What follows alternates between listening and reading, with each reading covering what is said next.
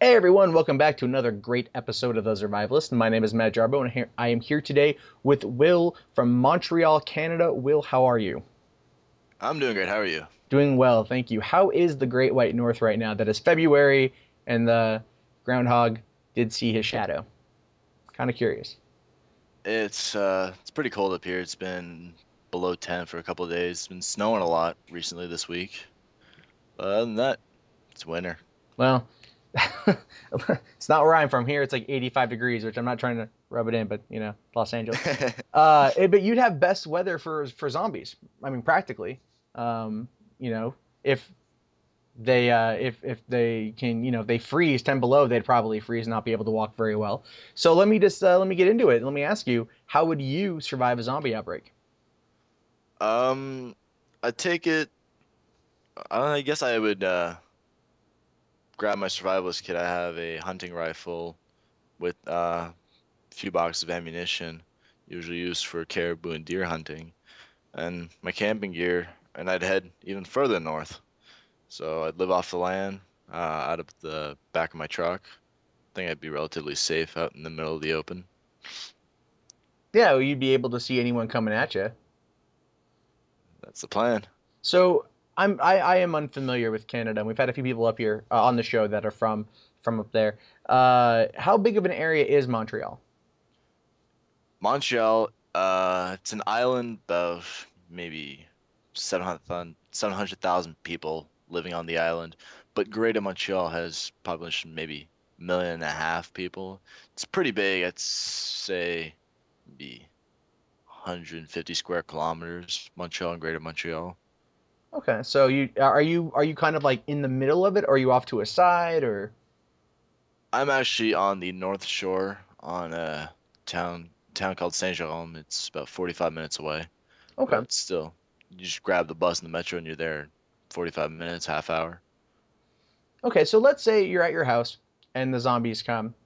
How, you'd hop in your truck. Would you have to go through any major areas, or would you just be able to take off? From where my apartment's located, I would just have to back out of my parking and take this road right in front of my apartment for maybe 500 meters and I'm straight on the highway, so shouldn't be too bad. If not, there are plenty of dirt roads out in the woods near here that I could take and make my way north from there. Okay. So how long do you think you could actually survive on your own out there with your truck and your hunting rifle and your camping gear and all that stuff? I would say it depends how much food I catch. Would there be is there like if it's right now like it happens like just right now, would you be able to do a lot of hunting up there at the moment? Probably not so much. There's animals are hibernating right now. Maybe get the occasional deer, or caribou, maybe some rabbits, but other than that, I think I'd have to maybe raid a grocery store or my mother's pantry. I'd probably say your mother's pantry would be a little bit more easily accessible than a grocery store. Um, It's down the road, yeah. yeah, sure. So you can stop by there. Now, would you take your parents with you, or would you just be like, "Hey, mom, need to get some food," and then take off? I would definitely take my mother with me, of course. What Can't about say. like friends or a girlfriend or a wife or anything like that? Well, it's been a rough patch right now for my girlfriend, so I'd leave her behind. Okay, okay, that's something. That's something. So okay, so let's kind of give you a scenario then. Let's see here. Sure. Okay, so you're up there, you're camping, right? And you somehow get like cell signal, or if you have a CB, I don't know, and you get like a distress call from someone like in a populated area that they need help. Would you go get them, or would you just be like, yeah, you know, like what if it's like eight, like it's a sorority house. It's just nothing but bombshell college chicks, and they need someone to rescue them.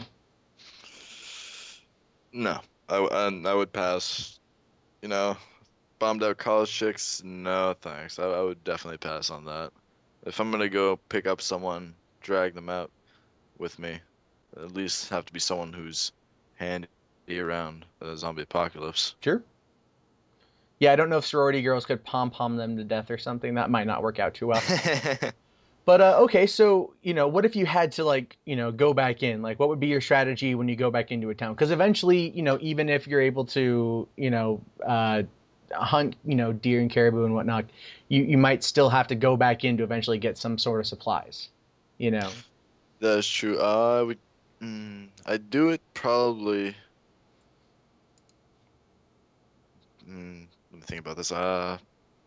There's lots of backways into cities that you can take, but also probably go through in through the sewer system. That'd be my best bet. Now, would Uh, you do you have intimate knowledge of the sewer system? I do. I work for the city, and that is my job. Oh, okay. So that would be something. That'd be something you could easily, navigate there. Is that because in the 2004 Dawn of the Dead film, they went into the sewers and they've kind of made jokes about that in the past. I've personally never been in a sewer.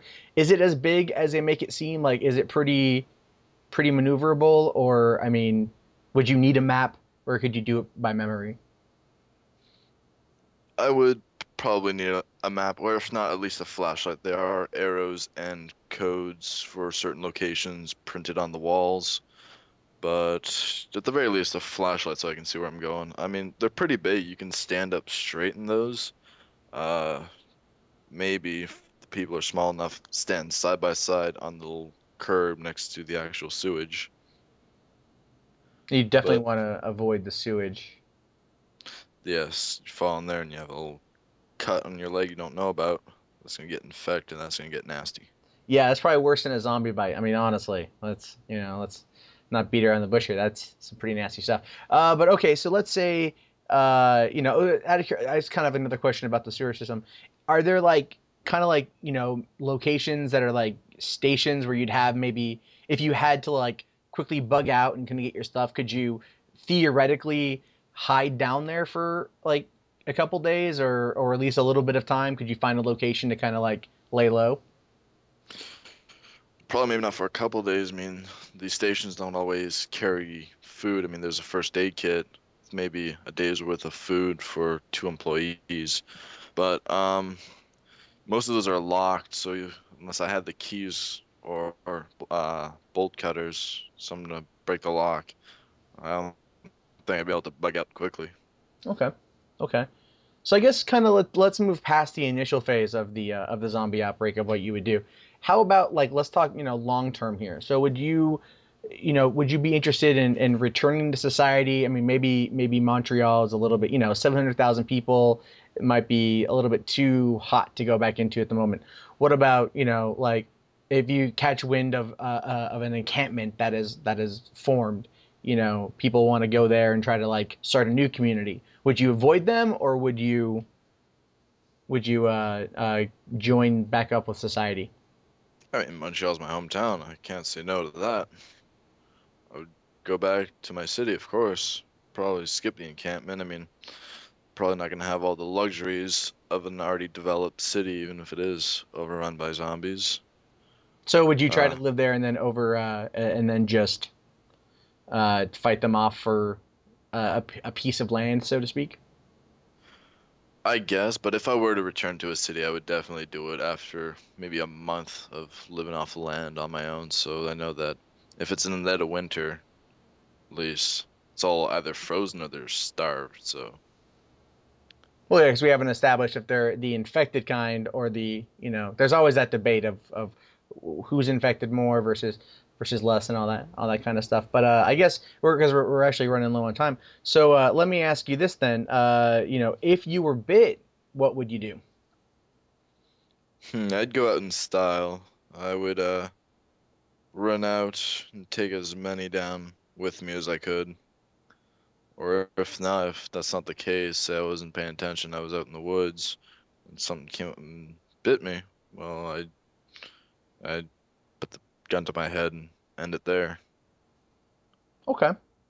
Now, like for let's just like I kind of like the idea of going out in style. How good of a shot are you with your rifle? Would you be able to take out a few before they got you? Yes, it depends. I mean, I can hit a deer at 60, 70, 100 feet. So, yes, if I'm in a city, probably shoot someone a street corner away. Okay, at least you have a little bit of room to play with there in case the situation arises. Well, that's actually all the time we have for today. Will, thank you very much for being on the show. Thank you. And for all of you guys listening at home, you can tune in to more episodes of The Zurvivalist next Saturday when we release the next episode, or go to zurvivalist.com. You can find us on Twitter at KZOM Radio, Facebook at KZOM Radio, or for all of our other great shows on KZOM Radio, just go to kzomradio.com. I know I say KZOM a lot. Anyway, my name is Matt Jarbo, and I'll see you guys next week. Thanks. Have a great day.